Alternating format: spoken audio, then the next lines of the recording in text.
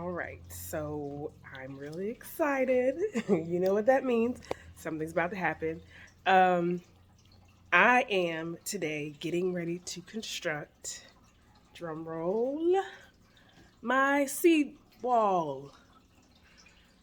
Sounded a lot better in my head. I'll come up with a cooler name. But yeah, right here behind me, I have a bookshelf, and I'm going to turn it into a germination station for future seeds that I'm growing. So, really excited. My boxes just came in from Amazon today, so I'm going to be unpackaging everything and putting this together so that I can get started.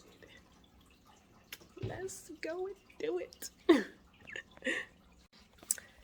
And in case you're wondering what made me think of this, a couple of things, right? So obviously I have my Rise Garden system. That's a hydroponic system, so it's a water only, no soil. But it kind of comes from two places. I started thinking about it around the time that I replanted Dora and Boots, and I planted them back into soil. And I thought, like, I would really love to try growing some other things. Like, I'm not stuck on has to be hydroponics. And so then I started getting some herb seeds, and I was like, you know what? I think I'm going to mix it up. And so I looked at the shelf and I was like, hey, wasted space, essentially. And I thought, yeah, let's do it. So started grabbing some stuff on Amazon, and I'm just, yeah. So, oh, and then the other reason is, so I decided slash convinced, my parents have a backyard that they use. My dad has a bunch of things. He's really handy with his hands and does a lot of like electrical work and things like that.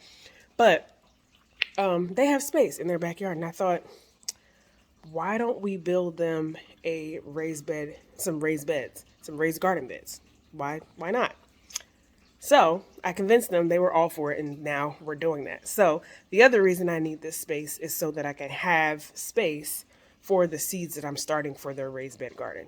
And we're literally starting those this week as well, because we're at the crunch, like it's the deadline before the 8 weeks of the last frost, and we got to get them going. So this is a must do now. We're going to kind of do it all together in one. But yeah, so that's a start. And then even once I started planning this out, I have a whole nother, a whole nother setup that I'm going to plan as well. But this is first things first. This will get us going good. And I'm excited to put it together. All right, first things first, we need to clear off this shelf. And if you're like me, I go into deep cleaning mode whenever I'm turning into a new project. And so that meant vacuuming the whole nine. And of course, this wasn't the best use of my shelf, I would agree. However, these items still need to have a new home, so I wanted to make sure that I was organized in the way that I repackage things and just place things in a better place. I'm not really sure where I'm going to put my books, but we'll figure that out. So here I am just going ahead, and I'm going to individually wrap my elephants because I don't want them to break. And a few of them have gotten caught in transit with a couple of cracks, and so I want to keep them in pristine condition for as long as possible.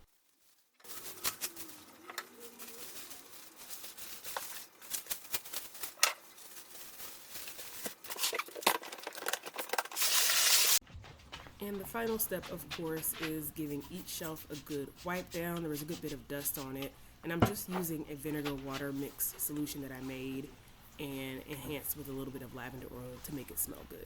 So wiping these down so the clean slate to start off with my station before I get going to construct it. And here is the final shelf, all clean and ready to go. All right, so here I am. I'm unpacking the rest of the heating mats that I decided to use for my germination station. I really just wanted to give my seeds the best start. So I'm using this heating mat to help keep the soil warm. It will speed up germination and allow the seedlings' roots to grow really strong. Crops like tomatoes and peppers are especially sensitive to soil temperature. And so I wanted to use this just to be sure I got a great start on that germination. Now, typically you would want to use a mat with a thermostat. However, these ones, I had tested one set that I purchased before this, and they don't get very hot. They actually get a nice, mild, warm temperature. And based on the way I'm setting my system up, I'm not concerned about overheating or burning the roots. So I think you can go either way. You can get the one with the thermostat, or you can get the ones like I've got that don't have it. I think for more advanced stations, the thermostat is definitely a way to go for certain seeds that do require specific temperatures.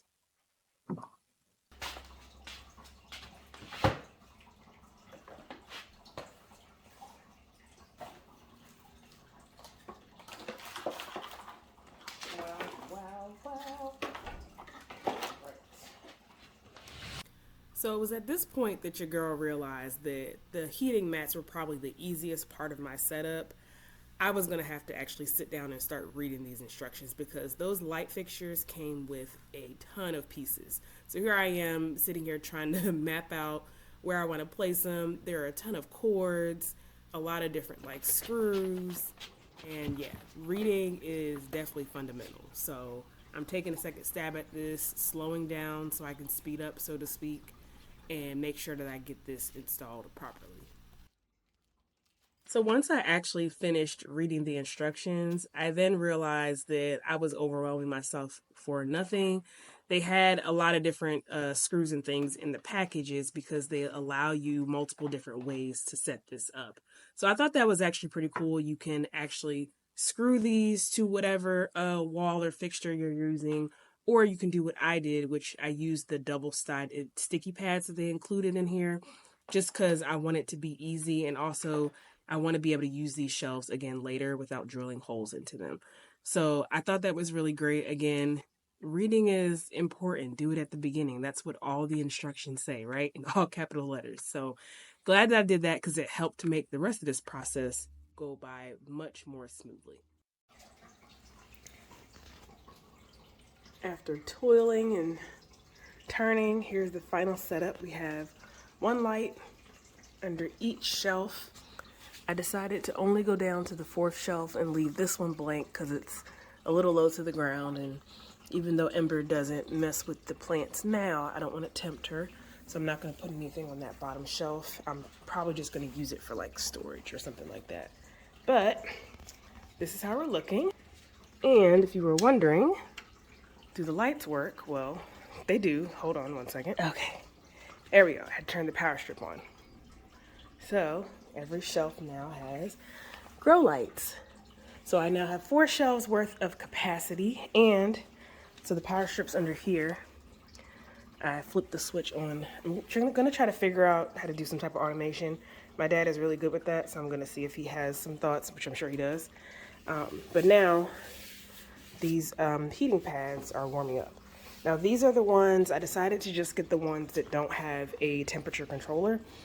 I figured this is my first design of a germination station, and I can always upgrade later, but I wanted to go for get it done now, and so I was able to get, I have 6.